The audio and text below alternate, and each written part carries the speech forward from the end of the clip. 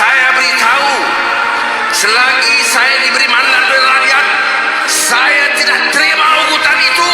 Kita lawan tetap.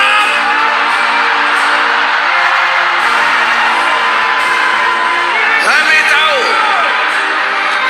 don't ever think of threatening us. Malaysia is a fiercely independent country. We decide what is right. We understand the meaning of freedom. We are with the Palestinian people in their struggle. Yesterday, today, and tomorrow, inshallah.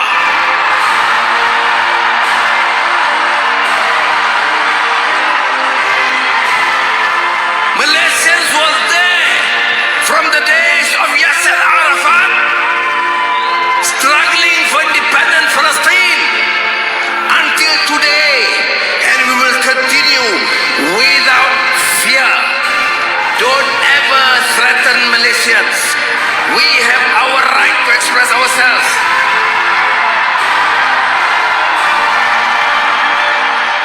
We condemn aggression. Sudah bayangkan, kita marah, Amerika serang dan kecam. Hello and welcome back to the brutal capitalist dystopia of Kuala Lumpur. Okay, we're here on episode 2 with our good friend Ken, who's right now in Bangkok, but he'll be in Malaysia on Wednesday, and I'm picking you up, right? Yes. So I'll be seeing you at KLCC KLIA on Wednesday. Yeah. So yeah. All right. Cool. So Ken, how's your vacation been in Bangkok so far? Really, it's an eye-opening experience. There's a lot of stuff I discovered that never discovered anywhere else. And I've been to many other countries for quite a while, but Southeast Asia in general, it's a big discovery. Oh, okay. So, for example, the way people treat each other is different. Obviously, the food, the philosophy is different. It's kind of a breath of fresh air. So not only is it just a vacation, it's like a lot of discovering and realizing there's things that I don't have to deal with like I did in New York or places. So it's definitely a good thing. Cool. Well, okay, as you know, the topic of our discussion today is really the fake left, right? You know how these pro-capitalist liberals are always virtue signaling about human rights, yeah. But they sound exactly like any American or British neocon when it concerns the Palestinians, right? And to show you this, I'll just show you an example that we have. Can I go into share screen? I'm going to try sharing screen here. Okay. Yes. Right. Can you see my screen? Okay. Right. Yes, I see. Wonderful. Okay. There is this person, this so-called human rights defender, a westernized liberal in Malaysia called Siti Kasim, right? And basically she is, if you will look at her track record, or not track record, sorry, you look at her bio, it says like human rights lawyer, all humans, all equal. The world is my country, all mankind are my brethren, and to do good is my religion, right? That's what all these pro-capitalist westernized liberals say. But let's see what she says in response to the sex workers union of the UK. This is what they say. Sorry, do you mind if I read this out loud? Yeah, go ahead. Okay, we, the sex workers union, stand in explicit and unequivocal solidarity with the people of Palestine. There are no words that can adequately convey the depth of our horror, the strength of our condemnation at the dehumanization and genocidal violence enacted upon the Palestinian people by the settler colony of Israel. We mourn the loss of civilian lives of Palestinians, Israelis, and foreign nationals who have been made victims of the ongoing occupation and conflict. I guess I won't read the whole thing, but I'll just get down to the gist of it. It's like basically they're basically calling for a ceasefire, right? Because they are. Let's look at the last line. As workers united, we must speak out and take action to prevent any further colonial brutality and for the liberation of all oppressed peoples. From the river to the sea, Palestine will be free. And let's take a look at what Siti Qasim says. We live in very strange times, it seems. Hey, I've got nothing against who you want to believe or support, but you know, these people will be the first that the Hamas gang execute in the name of their belief. Again, this is, this is something that she just made up off the top of her head. She didn't ask Hamas whether they would execute them or not, right? Oh, well, to each their own, I guess.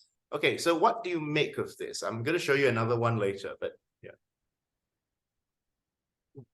Well, first I need to say, like we talked about yesterday, is that it seems it's people who grew up in harsh environments, people who grew up in poverty, no matter what their occupation is, it always seems like these are the people who care more about the oppression of other people. Whereas people like this Siti person, I don't know if I'm saying her name right, Siti Qasim. She's a British trained lawyer, so she must be quite yeah. do, yeah.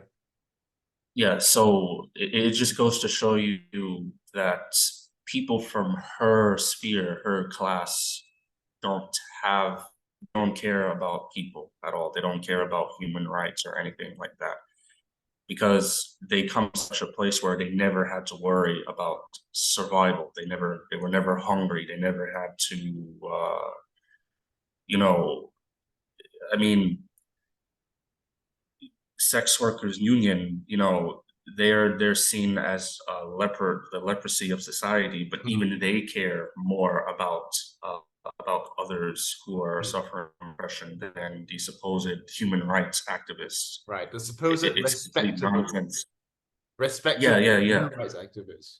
Yes, because so-called lepers of society have more respectable principles than these supposed respectable white-collar elites, right?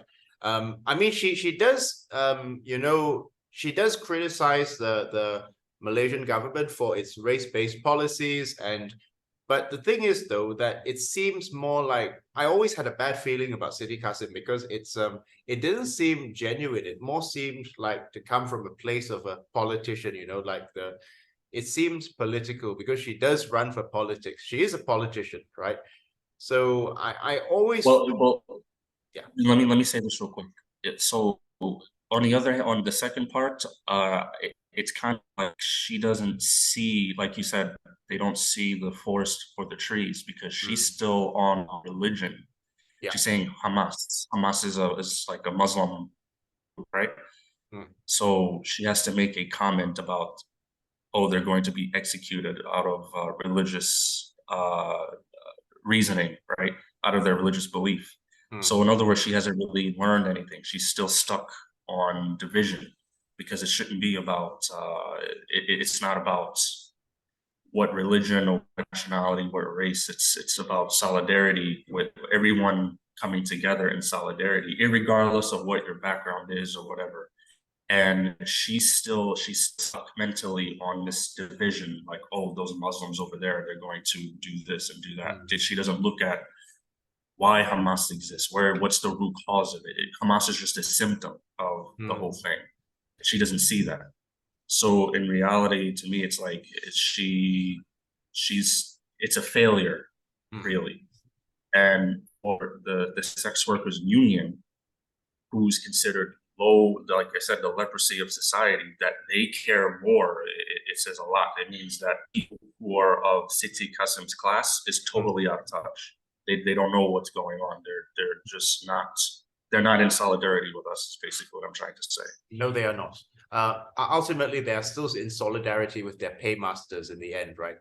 The pro-capitalist, pro-West liberals, ultimately, at the end of the day, they seem allergic to addressing the root cause of Hamas. Without the Nakba of 1948, without the violent expulsion of Palestinians from their own homelands and the brutal occupation and ethnic cleansing, there would be no Hamas in the first place, right? Hamas existed Yeah, due to the material conditions which these people do not address, or they seem allergic to addressing. exactly, exactly. And not just Hamas, just in general, like all, whether it's gangs, terrorist groups, whatever it is that people dislike in society, it all stems from the material conditions. So if you want to get rid of them, you have to change the material conditions, which means people have to come together.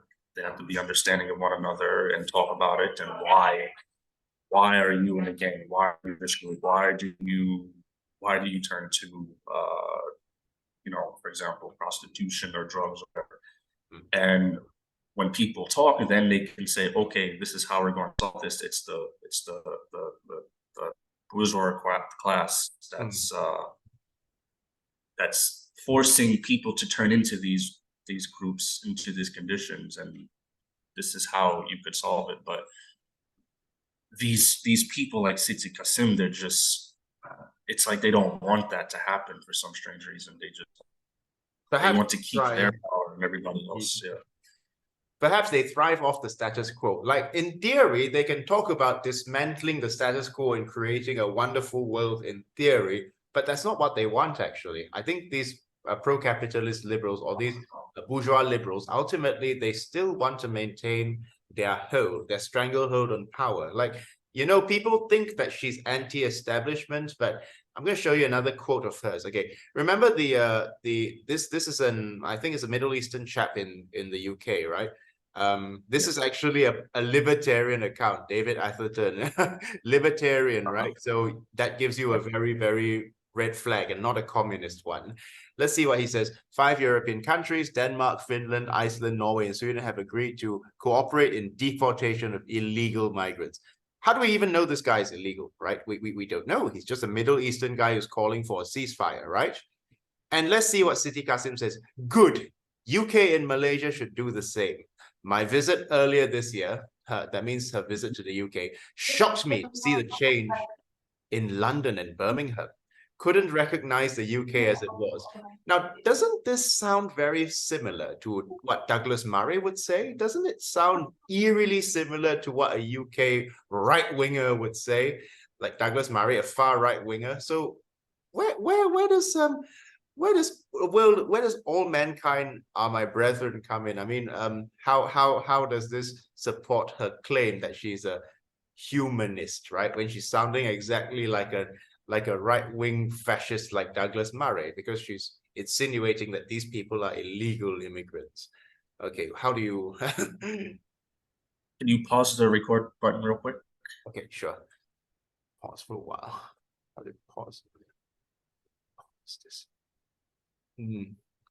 Okay, we'll stop it. You see, okay, yeah, go ahead. Okay, let's continue. Sorry.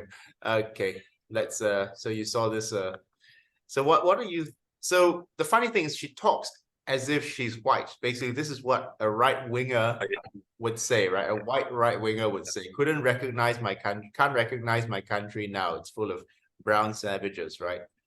As if she's white herself. Yeah. So I've met a lot of people like her in life from many different nationalities, even my own people, Afro-Saxons, talk like this. Yeah. So I try to put myself in their mind to what would make them say this, or what make them believe that they could have this type of opinion. And the only conclusion I come up with is they see themselves as like, they're not white, not Republic, they're not they're not, for example, in this case, British. She's not British, for example, but she sees herself as like, I don't know, British in nature, I guess. So like you said, on the outside, she's whatever their nationality, but on the inside, they're British. They feel that they're entitled to the same, I don't know, the same privileges. The same, yeah, exactly. The same privileges. That's the word I'm looking for. The same privileges. Well, there's always there's a part from Chin Peng's book. If you don't mind me getting it from my. Yeah, sure. Right. Do you remember Chin Peng, the Malaysian communist guerrilla who fought the war of the war of what was the word for it? Sorry, I'm hangovering right now. The war of resistance against Britain, right? There is one part in the first chapter, I'll read it out for you. And he basically said, hang on a second. That was okay. Colonialism was past its expiry date. The idea of British superiority was dashed the year the Japanese cycled down the roads of Malaya and began a route that would climax in the battering of Churchill's fortress Singapore. But the British would not face up to those realities. After the occupation years, the Japanese occupation years, they wanted to return and resurrect their glory days as though nothing had happened to alter the course of history.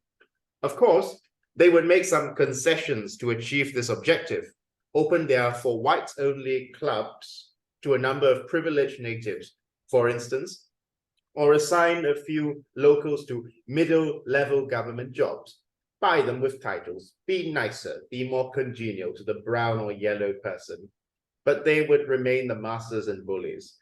So-called agreeable and peaceful negotiations would have taken years and years if nothing had jolted them from their gin and tonic stupor. So that's basically the colonial surrogate that was created, the Rishi Sunaks of the world and the Siti-Kasims of the world, right? You know, so I don't know what to call these people. I wish we can come up with a name for people like this. Lucky. You call them like liberal, lucky. I say teacher's pet because that's these people are literally their spirit, their soul is so intertwined with identifying with these people that if some magical disease destroyed the West, all Western people disappeared, they would die. Their soul would die. They would, like you said, they would have a existence crisis kind of. They would have they would basically have cognitive dissonance. No, what's the word for it? They would have existential dread if the West were to die. Yeah. I mean, you know, they've hinged their entire identity on the West, and that's how you have people like Thomas Sowell. You know, of course, you know who Thomas Sowell is by now. I mean, yes. He's even more extreme than a typical white Republican. Like, he says shit that a white Republican wouldn't dream of saying in a million years, right? Like, even revisionism on Jim Crow, when you're saying that it was badly behaved blacks from the South that actually caused Jim Crow. That was something Ronald Reagan wouldn't dare to say, right? This is not something a white conservative would dare to say openly. Douglas Murray gets called brave for saying this, right? Right? But these this is why I call them teacher's pet, because they can say stuff that white Republicans could never say. And British conservatives, they would never. That's why I think like maybe there's some kind of like secret organization out there somewhere where the white Republicans will say they will have an opinion, and then they have their pets come in and they tell them what they wish they could say, and then they come out and then they say things like this that you show on the screen. Right. That's what I think. I can't say that she's being paid, because that would be defamation if I were to make a claim without backing it up with any hard, tangible evidence, right? But for some reason, you know, it seems that, you know, we don't know her true motives for being the teacher's pet, but I'm sure internalized colonialism has got something to do with it. Yeah, like there's a kind of extreme Stockholm. Definitely Stockholm syndrome, you know. And another thing that frustrated me, I think, was how some non-Malays in this country, especially the English-speaking types, they are basically missing the forest from the trees as well. Like in the case of Mr. Andrew Sia, do you see Andrew Sia's Facebook? He says, do non-Malays feel about Palestine differently? Is it because hatred for Israel and Jews? See, the first mistake he makes is conflating Israel with Jews, right? Because can next turn into hatred for non-Malays. In Malaysia, sadly, the answer is yes. Just before the 2022 general election, Muhyiddin Yassin claimed that Pakatan, that means the new ruling party, Pakatan Harapan, was an agent of Jews and Christians. Well, of course, right-wing fascists love to bring up the Jews, right? They do, out to colonize Malaysia. From there flows a repeated lie that DAP is a threat to Islam. Okay, so, right, let's see. Yes, many feel it's wrong for the strong to bully the weak, for Zionists to grab Palestine and land. Okay, I'll give him credit for that. But why was there no Yemen Solidarity Week in schools when Holy Saudi Arabia was bombing Yemen, killing over 370,000? And what about the grabbings of Orang Asli, which means native Malaysian lands, chopping down the original jungle homes? Why is this seldom trumpeted by our politicians? Is it because the bullies in this case are not Jewish? So I think these liberals, these English-speaking liberals, are missing the forest from the trees, first of all. And secondly, they're also basically taking the opportunity to moralize to the Malay Muslims, rather than standing in solidarity with the rest of the world in what's possibly the most important class struggle of the decade, right? This is the most important class struggle of the decade because Palestine is the staging point where the global South fights back against the imperialist powers. Whether you like Hamas or not is immaterial. This is a fact. Palestine is the staging point of the global South revolution against the imperial boot heel, right? These liberals are basically dragging in their own identity politics in it and saying, well, we don't really want to support this cause because, you know, it's a Malay Muslim cause. What do you have to say about this? Like, Yeah, I can't stand people like this. They always want to complete something that's very important, something that's I personally think that, again, this teacher's pet ideal where they're trying to defend, I think they're actually trying to defend the imperialist class. Because, like I said last week, or whatever it was that I said, even if you prove to them that you have a case that, for example, Palestinians, you know, everybody can stand in solidarity with the Palestinians because this is a whole class struggle. They're trying to fight against it because they have everything to lose if things don't go their way. If Israel, for example, loses the war, for example, or if things don't go to their way, it doesn't work in their favor, that means these liberals, these people of color liberals, or whatever you call them, they'll no longer have the favor of the imperialist class because now the master is going to be angry with, you know, when you see in cartoons or some comedic movie where the silly person underneath the boss fails and he gets whipped or beaten. It's something like this, I feel, because then they lose their privileges. They're going to be seen as just, oh, another brown person, another black person, and they're not going to have their special privileges. So I think in reality they know that this is a class struggle. But if they stand aside, then it means they have to lower themselves with everyone else, and they don't want that because they have more to gain with this struggle itself, along with the imperialist class, is what I think. So their class interests are tied in with the imperialist capitalist class. Yes, what you think? They themselves are not at the top, but they're high enough that they have that they're happy with their privileges that they have, and they feel that they're better than the rest of the struggling class. Yes, so they do, actually.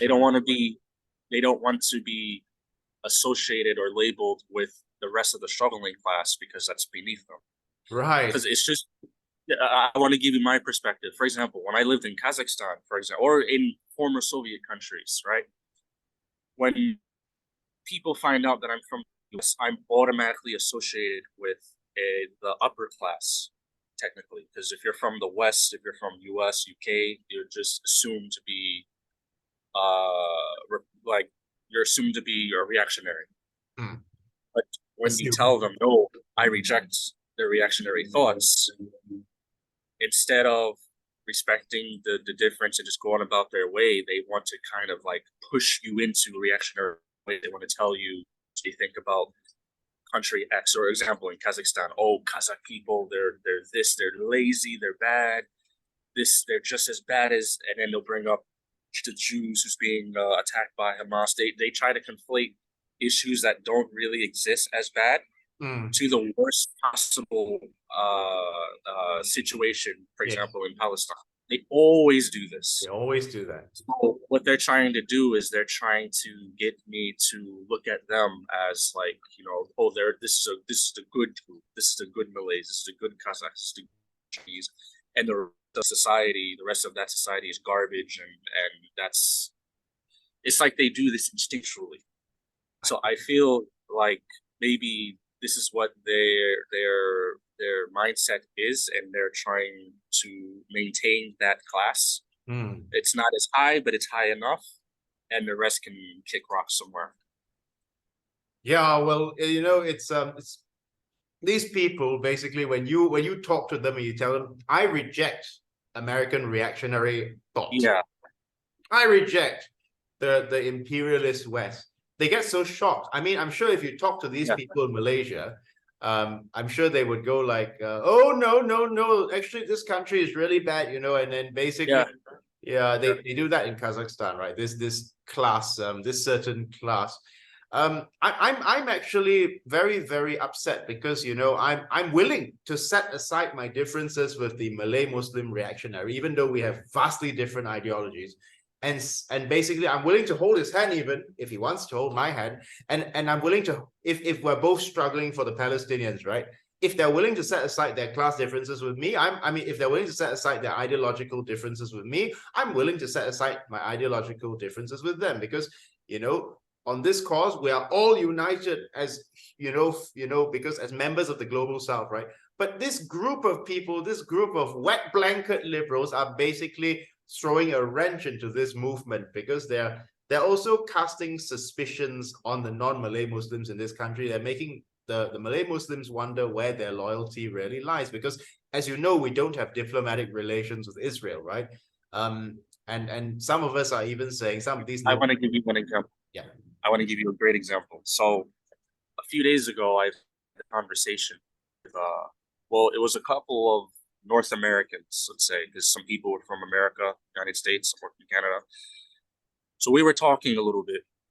I told them I'll be moving to Russia for a little while to do something. And, you know, they're shocked about, you know, why would I go to Russia because of war? And, you know, I told them some details about it. So then they introduced me to this girl, actually from Russia, but she's from the far east side of Russia. And I'm going to the south part of Russia. That's like where the Black Sea is and the Azov Sea. So it's not far from the conflict in Ukraine. So, like many Russians, when they left Russia because of the mobilization, a lot of them said that they left because they don't agree with, you know, the Russia's policy and taking Ukrainian land. Oh, 10 minutes.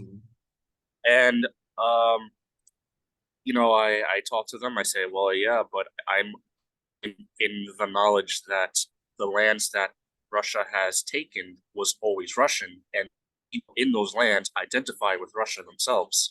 So it's not like Ukraine. This Ukraine was always some different exotic country somewhere, and the people are totally different. These are the same exact people. But she still said, no, they're wrong. They shouldn't come in and take that. I said, okay, awesome. So when it came to the Israelis who come to Palestine, these people are not originally from Palestine. They're from this part of the land. They're from Brooklyn. They're from Bronx. They're from Europe.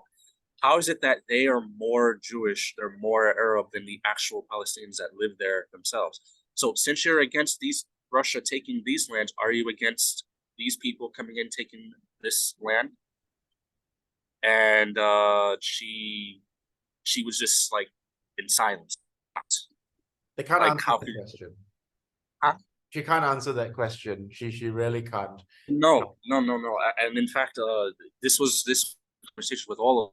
There was a few of us there, and they just couldn't say anything. They couldn't answer. Like it's not something they thought about. And I said, well, if this is wrong, it's the similar scenario as this group over here. Why are you against person? This imperialism is imperialism. What does it? It should be bad for the other. So if you're saying they're wrong for doing it, why are you silent on this part over here? Why are you saying that? Why are you silent on the fact that these people are actually genociding a group of people who've been living there for centuries from complete foreigners? Don't even practice the local culture. How can you say you're wrong, but you're silent on this part? Oh, I would love to get into that more after the break, because we have like 5, 6, 7 minutes left. So what we're gonna do, Ken, is we're gonna take a break, and I'm gonna basically process this half of our video. And are you going off or do you wanna? Okay, tell you what we'll do is or do you want to finish this up in 7 minutes? I think we can. Yeah. Okay. Yeah. Yeah, So, I absolutely agree with you on that. It's I think these people, these Europeans that come back. I mean, the Palestinians are a continuous line of people who have been living there for hundreds of years. Now, they might not have called themselves Palestinians in the past, but it certainly doesn't mean that they have no historical connection to the land. And this idea of blood and soil is a very, very Western-centric idea. Is a European-centric idea that has no root in Judaism. In fact, every self-respecting rabbi rejects Zionism. They view them as, if you pardon my words, degenerates. They view Zionists as degenerates, right? The thing is that Zionists aren't even religious, but they want to claim religious connection to the land. Herzl himself, Theodor Herzl, was an atheist, wasn't he? So this idea of blood and soil is a very, and not culture, is a very European-centric, sort of like how you see Asian American or Afro-Saxon identity is very synthetic, don't you think so? It's synthetic. It's not it doesn't feel natural. So Zionism doesn't feel natural either. Yeah, exactly. Just like we talked about yesterday, when you showed me that commercial, if you didn't say, if it didn't show where they were, I would think they're just regular Germans or Greeks. Yeah. Remember the one I showed you? Yes, you would think they were Germans, you would think they were Greek, but you wouldn't think they were Middle Eastern, right? I will show this ad to the people who are watching this video. See, first of all, look at these two. Do they look remotely Middle Eastern? Like, I'll show you what a Jewish guy looks like, Do you know? Remember, I told you about David Marshall. David Marshall, the oh yeah, I remember. Chief Minister of Singapore. Now, this man was a Jew, right? But if you look at this video, nobody in the video looks like David Marshall. Take a look. I'm just showing.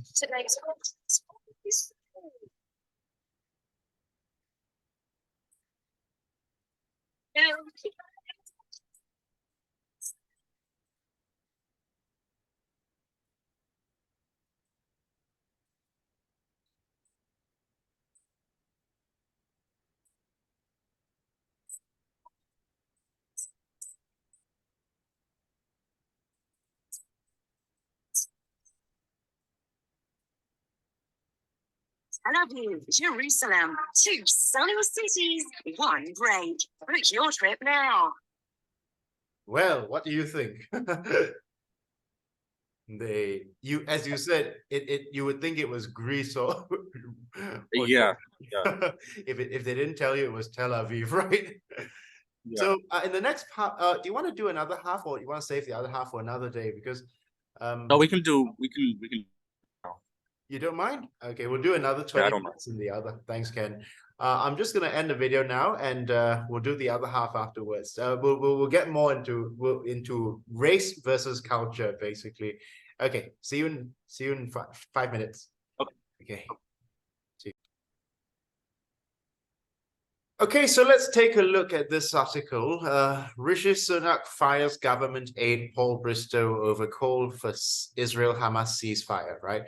Now, Rishi Sunak, has basically gone full mask-off fascist and basically criminalizing people who, show any sympathy to the Palestinians, and even sacking his government minister for calling for a ceasefire between Israel and Hamas.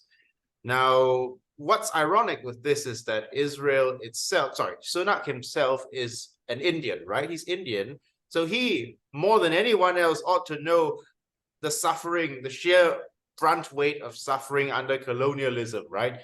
And here he is, Rishi Sunak, an Indian man whose ancestors suffered greatly under Great Britain. You heard of the Bengal famine, in which millions of Indians were starved to death, right? Like you called it the Indian Holocaust. And Churchill himself said, you know what Churchill said about the famine? Like, famine or no famine, the Indians will still breed like rabbits. That was Churchill's callous response. And he basically said, I hate Indians. They are a beastly race with a beastly religion, right? Britain lauds Churchill as a hero. They have a big statue of him. And, they get very upset when you call for Churchill's statue to be brought down, even though Churchill didn't disagree with Hitler on a lot of things, In fact, he agreed with Hitler on a lot of things, right? He just didn't like Hitler geopolitically because they had different geopolitical interests. But what Rishi Sunak is basically the now serving as a spokesperson for Western imperialism, for the British government. He is the first Lord of Great Britain, right? So what do you have to say about that? Yes, so we had a talk a while ago when you said like his name, so this guy, this prime minister, Indian prime minister, he's Anglo-Saxon at the soul. He may be Indian, but he's Anglo-Saxon at the soul. When you put him next to someone from India, they may look the same, racially may be the same, but you can see a massive difference between these two. Now, I think that no matter what nationality you are, if you're Anglo-Saxon at the soul, everything that has happened in the past, it's still true today, because this guy, I don't know if it was his history or not. We talked about the Bengal famine. Nobody can say anything. Can call him out. Nobody can protest against him because he's like a minority, right? If he were a white Britishman and he was praising Churchill and doing what he was doing, people can say something about it. People can actually attack him. But because of this special status that these liberal people of color have, they're kind of like the untouchables. You can't do anything about it. You can't call them out. You can't protest about them, because they can say, "Oh, look at him. He's Indian British. If you can do it, you can do it too." And you have all this stuff going on. So the same colonization that we had in the past is still true today, just a different face. It is morphing, right? It is morphing. They're getting sneakier about it by getting colored faces in high places, right? Getting them to speak for basically. But the fact of the matter is that if you ask any proud Indian from India, they'll tell you Rishi Sunak is a fucking coconut. He's white on the inside. He's not. The man is. I'm not insulting white people. I'm saying that the man has nothing culturally Indian about him. Maybe he puts on Indian clothing for Deepavali and goes la la la and dances a bit every now and then, but he doesn't practice Indian culture. He defends oppressive Western institutions. What is Indian about this man? Like, just like what is what is Jewish about the Zio-Saxons? Like, Theodore Herzl, he himself said, like we noted that he said that we are going to form a rampart for Europe against Asian barbarism. That's what Theodore Herzl said, right? He thought he was European, and he said that Europe would have to guarantee our existence in exchange for our defense of Christendom, right? If the Sultan of Turkey could give us Palestine, we could promise this. We would serve as the Europe's guard of honor, right? So fundamentally, the Zionists who are coming back after hundreds of years, they're very much like the Liberians who came not as long lost brothers coming back to re-assimilate, but as colonizers with colored faces, right? Yeah, exactly. It's just like when you have the Afro-Saxons, like Thomas Sowell, that he's definitely this man, he's definitely this guy. He's definitely in Oreo. We say Oreo. Like, Oreo. I don't know. Yeah, a real Oreo. So, yeah, and yeah. Exactly. And, he likes to say stuff like, oh, we had Jim Crow laws because of the bad behavior of the blacks at the time, blah, blah, blah. So if he were to become the president of the United States, for example, he would be just as bad as Trump or any of the right-wing fascists, only even worse because he has free reign to do and say what he wants and nobody can say anything, because the moment if I were to come out and say something, they would say, oh, you're just lazy, you're this, you're that. Look at him. He also is a product of slavery and he made it. So these liberals, just like we talked about City earlier, I think they're all in the same boats. They're all 2 steps away from the same fascism. Well, Sowell, sorry, Ken, you mind if I... No, go ahead. I just interject a bit, sorry. Sowell is not a liberal. He very explicitly identifies as a right-wing conservative, so at least he's a bit more transparent than Siti Kasim, who puts on a... liberals are like right-wingers with a friendly face. Like in Chinese, there's a proverb, there's an idiom called smiling tiger, You know what a smiling tiger is? Yeah. Sorry. I can guess it's like they look friendly, but they really want to chew you to pieces. Sowell, at least right-wing conservatives, they don't pretend to be like they don't pretend to give a shit about human rights, frankly. They really don't. But these liberals are a little bit sneakier, they're able to hide, they're better, they've got better social skills than the right-winger. So about that, these basically, these people are dangerous because, as you say, any attack on them will be construed as attacking that race, right? Or at least the reactionaries will say, oh, how anti-black are you? This is a black man, Thomas Sowell. So when you attack Zionists, the reactionaries also say, you are attacking the Jewish people. Oh, even if, they're not culturally Jewish, Zionism came around before Nazism, the idea for Zionism came around even before Nazism. And, the idea of a Jewish ethno-state is disgusting to most rabbis, right? Most rabbis hate that idea because Judaism actually rejects ethno-states, right? So, so these Zio-Saxons are viewing race through a very, very Western-centric kind of... they're viewing race and culture as one and the same, basically. But they're not culturally Middle Eastern. Like, you remember the ad we saw? Yeah, you want to go into detail on that?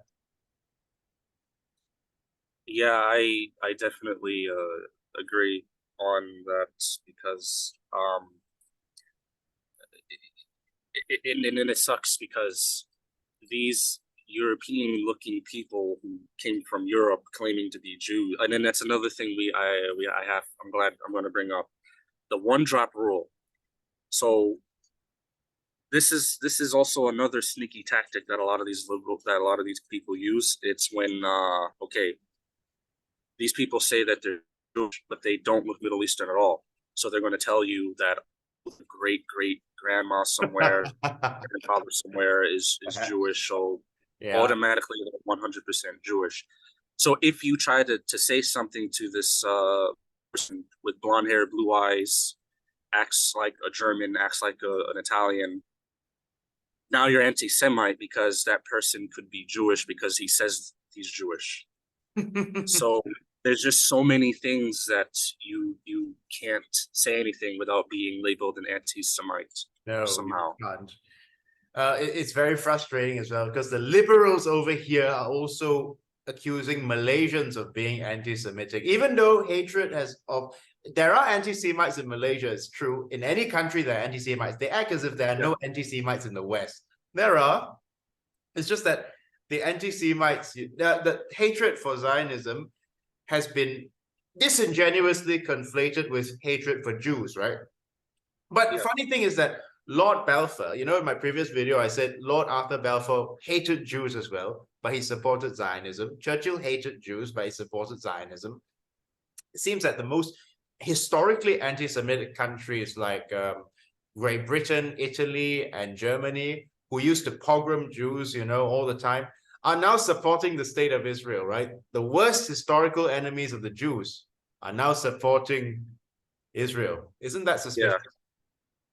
Even today, even if you talk to some people, some like, you ever seen where there was like a disgruntled right winger who, on one hand, they support Israel because of religious reasons or whatever, but then let's say something bad happens, like let's say a girl rejects them or something like that, they'll say, "Oh, it's because of this damn Jews on the media." Oh, the media, it's because of these damn Jews. So there's still a lot of anti-Semites even among normal people today, but like you said, yeah, they support Zionism really hard for some reason. I also suspect it's because they find the Zionist Jews to be a bit more palatable because they're Europeanized. They're Europeanized, European. They wouldn't get along with a traditional Hasidic Jew from the Middle East, right? They wouldn't. They would hate that type of Jew. But the Zionist Jew has a more palatable taste to them. You know what I mean? Because they look European. And many of them and they have similar ideologies. You know, we talked about the Manifest Destiny, which they use religion. They use religion to make it so that, you know, it's their God-given right to take these lands from the native savages. And you have the Zionists also have the similar kind of philosophy to take the land that they feel was given to them by a higher power. So there's a lot of similarities culturally and philosophically that they relate to, and that's probably why they support it. Because the Anglo-Saxon mentality, whether you're Afro-Saxon, Zio-Saxon, whatever, the mentality, it's a mentality. Yeah, it's not a race thing. It's a kind of philosophy, mentality kind of thing where, you know, a group of people feel that it's their God-given right to take what was theirs, and they can just take it whenever they feel. So I guess that's the case with these with the Zionist state of Israel. They feel that even though they may not like the Jewish people, they will definitely support it because it's something they believe in, and it's something that they believe in their cause. They do. They can relate to it, you see, because you know there was a very popular song in the 50s and 60s in Hollywood. I mean, it comes from a Hollywood movie about Moses, I think. This land is mine, God gave this land to me. Now, you said you had to sing that song. We had similar songs like this. I remember when we were in like first, second grade, we had to sing these songs in music class. Like they were teaching us how to play the guitar, teach us how to play the pedal, and they teach us to sing. They would make us sing songs like these. Absolutely. And what's worse is that, you know, this Zionism is basically Manifest Destiny because they feel that it's because even when you look at how Benjamin Netanyahu talks, right? He said, well, the Arabs were not doing anything with this land. And I come back to my house after being away for so long, and I actually do something with it. This is colonial talk. This is basically colonizer talk, like we improve this place. We improve it. And what's funny is that Ben Shapiro identifies as an Orthodox Jew, right? By right, he shouldn't be supporting Israel because that's actually haram in his religion, right?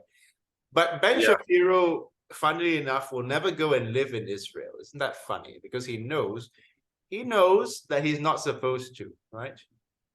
In his religion, he's not supposed to, but he supports it because that's what his paymasters want him to do, right? I also think that I don't know if this is the right topic to bring this in, but I noticed people like Ben Shapiro, lots of people like him, on one hand, they're just white. They are. They don't say that they're Jewish or German, they're just white. So they identify with the European group. On the other hand, when it benefits them, now suddenly they're not white, they're Jewish. So they can jump back and forth, oh no, I'm Jewish, oh no, I'm white, and so on and so forth. So I would assume he didn't want to go because he's happy in the US, he has everything he needs. But if something were to happen in the US, let's say a world sanction or a bomb or whatever, he's going to be gone. Oh, Jewish, I believe in. No, I believe in. Right back. On that point, most of these Israeli settlers, funnily enough, have two passports. They have one Israeli passport and one European passport or an American passport. Why, if they really love the land so much and basically want to give their heart, blood, and soul to the land, why not throw away their American or European passport? Why are they still keeping their passport? Why are they still keeping their Western passport? Why? Because you know why. Yeah. They want, they're not committed to they want a nice life over there, because to be a settler over there is a pretty you get a piece of land, a house. You can be a chap from New York with white skin and blonde hair, and if you can claim some Jewish ancestry, you get a house, some land, and that belong to a Palestinian farmer probably. It's a good deal for many of these people, like Elizabeth Warren, who claims to be partly Native American, right? So yeah, it's a good deal. So, but at the same time, they don't want to commit fully to the land. You see, they don't want. And this is also a little bit. This person's not really related to this topic, but do you remember Serpentia? Yes, Serpentia, the Chinese wife guy, the expert on China. I saw one. I think he made a video a while ago, because he has thousands of channels, so it's impossible to find it now. But he made a video to try to disparage the racial tensions between like Africans and Chinese.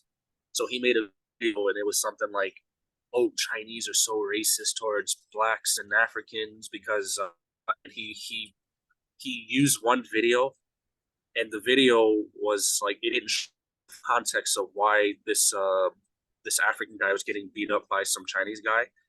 He just showed a clip where some Chinese guy just came up and just started beating on this African guy. But if you saw the whole video, it was because the African guy did something rude or something like this. He was harassing the customers or something, so the Chinese guy beat him. But he was like, "Oh, it's so horrible. I have 1% African blood. And, my brothers were all the same." Get out of here. So again, they use this one drop rule where they're 100%. They look 100% European, like this Serpentia guy. But when it benefits them, that 1% of whatever they are, now suddenly it's like they're 100% African, I know, Palestinian, Native American, or whatever, and they feel they have the right to give an opinion on something. Serpentia actually hates he actually hates black people. Serpentia, he doesn't say it explicitly, but he has a lot of contempt for non-Western people, right? You can read between the lines, right? He has a lot of contempt for non-Western people and culture. But when he has maybe a bit of African blood, oh, I'm black. So and even remember Samira Khan was saying that attacking Andrew Tate is like attacking a black man, because Andrew Tate has a bit of black ancestry. Yeah. But I don't think Andrew Tate, he's just another Anglo-Saxon, basically, in terms of he's just an Anglo-Saxon. Yeah, I would never think like. But even if that was the case, is it wrong to criticize him when he's wrong? No, it's not wrong, even if he was black. It doesn't matter what your identity is, you're still wrong. Absolutely. They bring in identity politics. These reactionaries keep saying the left does identity politics, but notice how PragerU likes to bring in people of color to speak on. They always do, right? Because they themselves play identity politics when it suits them, right? Just like they hate LGBT. But they always have LGBT spokespeople to speak on you. Dave Rubin comes to mind. Yeah. I think it's a big mistake, though. Dave Rubin is actually digging his own grave without realizing it, or perhaps he realizes it. He's just pretending not to know. He's just deluding himself. But these people hate him. Ben Shapiro hates him. Ben Shapiro sees him as an abomination, right? But the problem is that well, the thing is, he's hoping that by being the token gay guy in PragerU, well, he will be safe, right? He will be safe. Yeah. And unfortunately, you know, we're seeing many of these quislings, like we said, Rishi Sunak and Thomas Sowell or Siti Kasim. These people are quislings. I think they're trying to protect their own rice bowl, you know, like you said.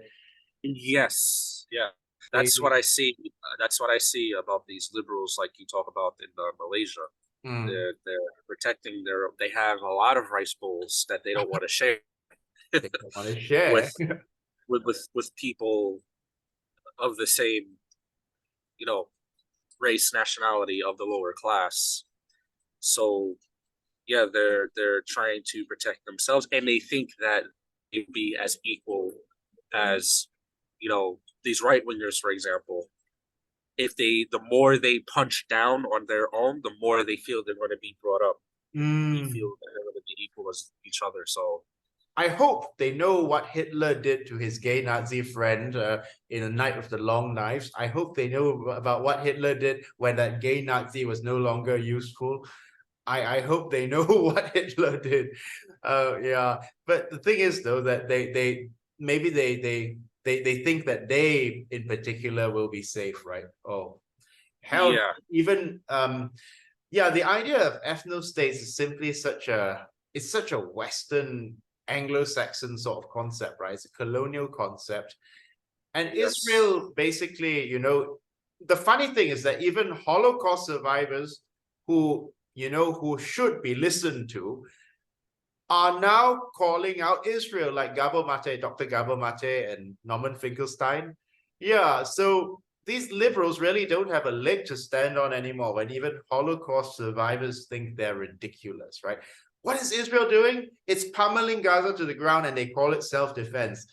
You know, as we speak, every 10 minutes, a Palestinian kid is getting killed, right? And they're still deluding themselves. These liberals still keep saying, oh, Hamas started it, Hamas started it. Hamas started it, you know, they don't want to rewind the clock back to 1948, it seems. Yeah, no. No, they don't. They don't want to look at the root cause, only the symptoms. Only the symptoms. And yeah, only the symptoms. Yeah, I mean, Hamas didn't just pop out of nowhere, right? They had to. Do you want to expand on that point? Like the Hamas, the rise of how did Hamas come to be? Like, since liberals don't want to address that, right? Yeah. So so for example, like well, let me bring this up. So in America, for example, at least when I was growing up, we were demonized. Afro-Saxons were demonized mostly on television all the time when I was growing up. You always see how, for example, if a crime happened, somebody was murdered, robbed, stabbed, shot, they always show an Afro-Saxon face on the news. And, you know, when you're bombarded with all of these news, when you don't really look into in the background of what caused it, you're just going to think like, oh, these groups of people, they're just born savage. They're just born monsters and animals. So when you look at the history of why Afro-Saxons are the way they are today, because there's a lot of, you know, there's a lot of drug pandemic epidemics, a lot of race riots, all kinds of things that caused it to happen that made them this way, right? But nobody wants to look into the reason why they became this way. They look at the news, they look at what they see, and then they just label everything as that thing. Now I don't hear it as much. When I was in New York, I don't hear the stereotype as much or as badly, because now other groups are sharing that same stereotype. So when a child, especially when I was growing up, usually it was where their father died, was shot by the police, died because of gang violence. Their mother died because of drug overdose. They don't have stability at home. They feel lost. They feel scared or whatever. So they adapt to their environment because that's the only way to survive. Same thing in Gaza. Yeah. Getting bombed every freaking day. Every day they're getting bombed. Their homes are being taken. Their families, their moms, their brothers are getting, their fathers getting shot and killed in front of their faces. So you don't know. You can't look at that and say, "Oh, my family." So they're going to become more violent because that's all they see. Yeah. So, and the only way they're going to see how to survive is to be just as violent as the way they were treated by the oppressing group, and that's how Hamas came to be. Now, people can argue and say, "Oh, they're a bad group. They're doing this, they're doing that," but that's all they know. That's the reality is they haven't been shown another way, and violence is like normal to them by this point, because they were brought up with the sound of gunfire and grenades. That's literally their childhood, right? So to say that these people are just inherently hateful, or they are just being taught to hate, they must learn to love. It's insulting to people's intelligence. It's insulting to our intelligence to think that this didn't come out of anywhere. I mean, to make us to act as if we think that Hamas just popped out because some anti-Semitic Nazis in the Middle East decided they didn't like Jews. They basically, I've said that, if Hamas is actually, it has done nasty things. They're not the leaders are not nice people, right? But if I were in the Palestinian shoes, my house is getting bombed to death and my relatives and friends getting shot and killed, and I would be 10 times worse than Hamas. I would want to slaughter, I would want to torture every Israeli to death. I don't want to, obviously, but I'm just saying. Yeah. Let's make it even more simple. Right? You have a dog or a cat or whatever pet animal that you have, right? Naturally, animals are peaceful animals. They have food. You give them food. You give them a home. They're as peaceful as they can be, right? Beat the dog or the cat or whatever animal, the peaceful animal, day in and day out. You take away its food. You throw it in the streets. You abuse it. Eventually the dog is going to be ultra violent, because that's if you take away its peace, if you take away food, if you take away all of its humanity, it's going to be ultra violent. Now, people who's walking by in the street and see this dog, they're going to think this dog is crazy. We need to put it down. We need to kill it, right? They don't understand that this dog was abused by its owner. When people understand that, oh, this dog was abused by the owner, then they'll say, oh, the owner is at fault and the owner should be held responsible for it. But most people, when they see an animal, they just dismiss that animal. So it's the same thing with humans. We're no different. Why are humans any different when they are mistreated?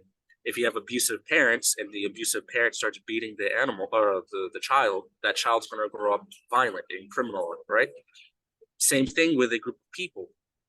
When you have one government that's continuously bombing and their homes, eventually they're going to turn out to be criminals, gangsters, or terrorists. So they don't want to see the humanity or have compassion behind the reason why they turned this way. They just look at, oh, they're just horrible people. They bombed in October 7th, they bombed Israeli people, and that's it. So yeah, if I were in the same shoes, definitely I would want to murder everybody around. I wouldn't care who. If you show up on my land, you're dead. Perfect analogy to use, the dog and cat analogy. That was a perfect one.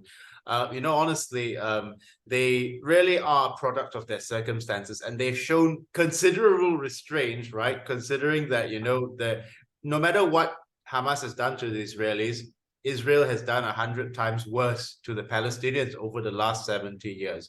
They've treated them very, very, very badly. And what do you, lastly, before we wrap up, what do you have to say about those people who feel that they're being bullied? Because, you know, they are being scolded on social media for saying, you know, I want to stay neutral in this. Or, you know, some people in Malaysia are saying that this is nothing to do with us. It will cause race relation problems between the Muslims and non-Muslims. We should stay out of this, just like Singapore. What do you say about those people, you know, who say that this is a Malay Muslim issue, but we shouldn't be dragged into it because we're not Malay Muslims and we should stay neutral because this will cause race tensions? What do you have to say to those people, like, who feel that they're being... I say, yeah, I can equate those with even with Afro-Saxons too, because they have a similar opinion.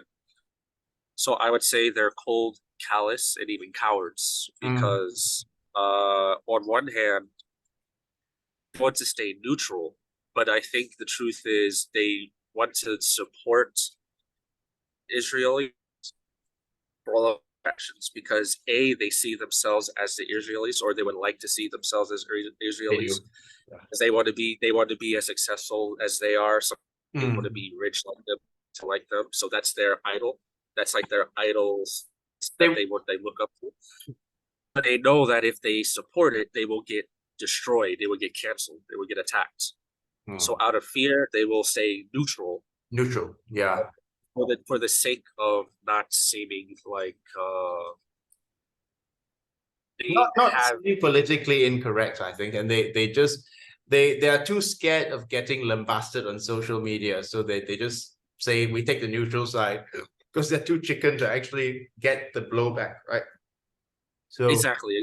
Yeah, they do. There have been some people in the liberal camp who even said that the Malaysian government is too short-sighted because they don't want to normalize ties with Israel and embrace their technology, be pragmatic like Singapore, you know. Yeah, sorry, I interrupted. No, that's okay. It's okay. And then secondly, I wanted to say they're really spoiled to the core. Spoiled, very spoiled. You know why I say they're spoiled? In your case, for example, I lived in Asia for like over 5-6 years. You don't hear too much about like hate crimes. You don't hear hate crimes, yeah, like in America, because in America we have Asian Americans who are getting their heads bashed in. They're getting pushed in front of cars, subways, buses, etc. They're getting shot, robbed, just for being Asian, right? You don't hear this in Asia. You don't hear Africans getting beat up, whites getting beat up, or American group getting beat up, like in America. And then secondly, in my case, when we're talking about Afro-Saxons, Asian Saxons, they're not, I mean, it's true, there is racism, there is some stuff going on, but they're not getting bombed to smithereens like in Palestine. You know, like their houses torn down or taken away and having the settlers come in and take everything. No. So, you know, rather than, you know, appreciating the relations that they have now, it's not that, you know, I'm sure they have Malay friends. I'm sure they have friends of other different ethnic groups. They should be happy and cherish the fact that, you know, it's still much more peaceful than in other countries and other places where just by the fact that you're a different skin color or a different religion, you die. Yeah.